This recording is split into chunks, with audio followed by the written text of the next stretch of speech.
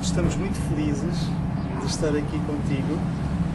Temos algumas questões que gostávamos de pôr. Sim, senhor, à vontade.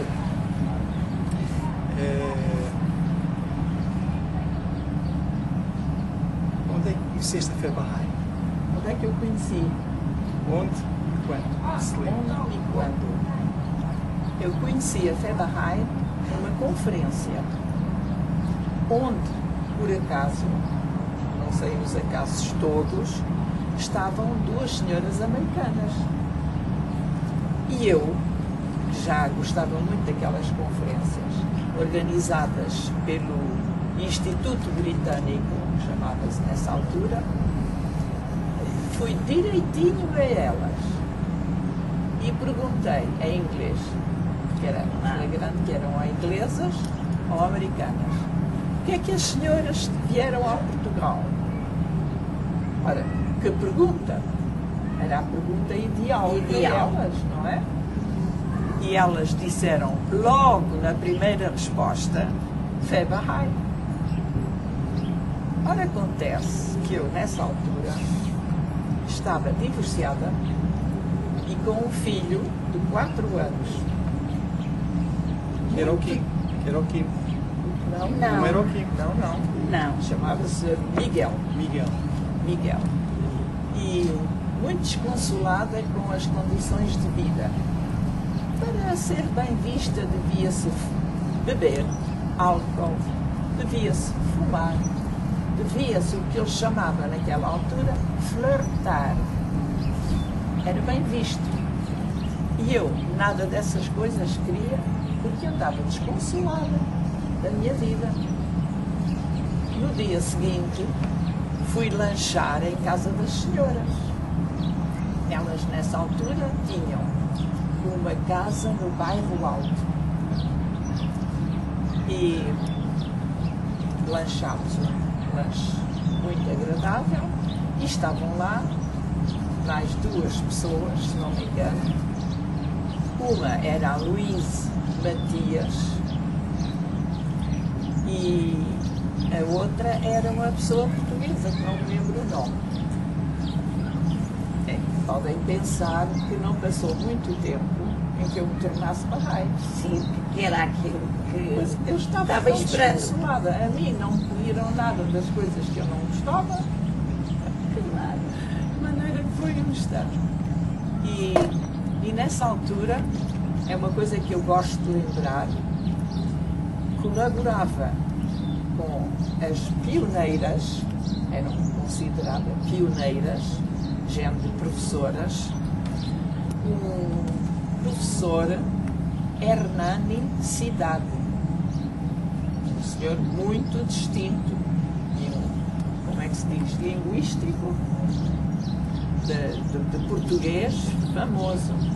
Ele fez as primeiras traduções das orações Bahá'ís e ainda ficou um bocado de tempo. E um belo dia eu lembro-me de dizer assim: porque é que o senhor professor não se torna Bahá'í? E ele disse: olha, por ambição,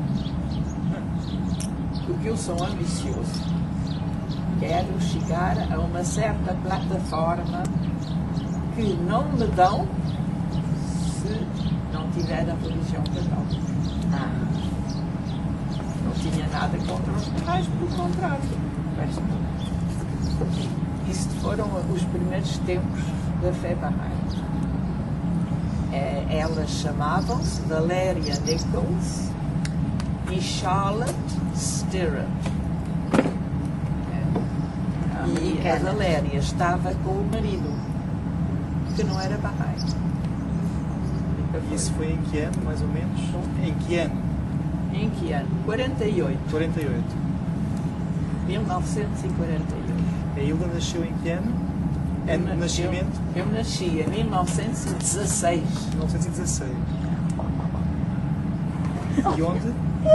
Onde é que nasceu? Onde? Em Lisboa. Em Lisboa. Sim. A minha irmã também. Somos lisboetas. Alfacinho. É verdade.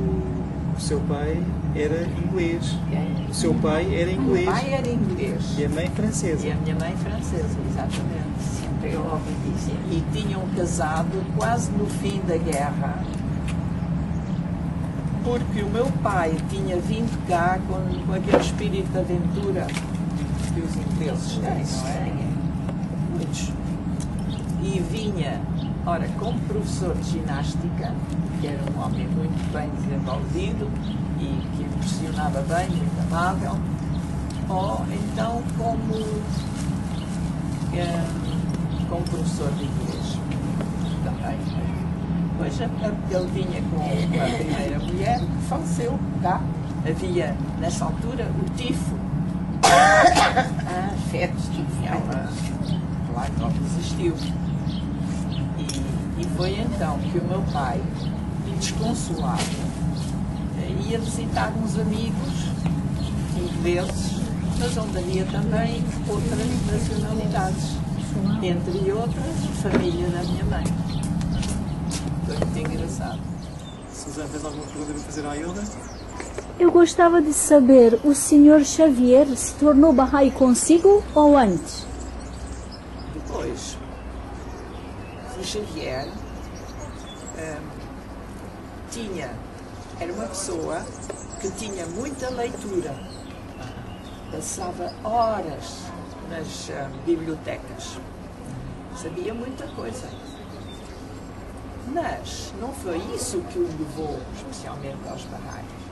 Foi quando um amigo dele lhe disse: olha que eu frequento uma família americana e amigos que dão um chazinho muito gostoso, fala-se inglês. Pronto. Foi isso que o levou, primeiro. Mas só tinha 19 anos. Foi quando o conheci. Eu tinha mais, bastante mais. Tá. Mais ou menos. Não sei. Tínhamos uma diferença grande de 10 anos. 10 ou 12, já nem me lembro. O Xavier é de Timor, não é? O Xavier é Não, a família é de Goa. de Goa. E Depois vocês conheceram. ele parecia, gosto de dizer isto, parecia um cigano. Era Aqueles ciganos ricos. bonitos. E gostava muito de contar a história que tinha acontecido já aos 19 anos. De entrar num restaurante e de haver uma mesa com ciganos ricos que o chamaram. Mal ele entrou, foi chamado. E ele aproximou-se e disse: eu não sou cigano. Foi uma coisa que o marcou muito. O Xavier esteve em Timor, não esteve? O Xavier esteve em Timor. Depois, mais tarde, era preciso... Já vocês eram casados? Já éramos, já tinha acabado o nosso trabalho em Angola. Porque nós viemos embora de Angola em 1965, mais ou menos. Quando as coisas começaram a degenerar e a PID, sempre a PID, começou a perseguir os Bahá'ís, como Bahá'ís. Os nativos, que não tinham defesa nenhuma. E foi quando o Rodolfo Duna também foi preso e mais tarde libertado em Moçambique, que era a terra dele.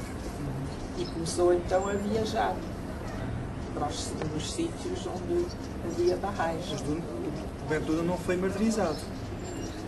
Não foi muito bem tratado na prisão, não foi não. Porque ele já vinha até mentalmente muito gasto, por isso. Mas nunca era pessoa para não contar essas coisas. Mas eu lembro a última visita que ele fez com a mulher, que era uma boa Bahá'í, com a filha, que também era Bahá'í, e eles os três a cantarem canções de Moçambique. Canções Bahá'í. Eu já estava muito gasto nessa altura.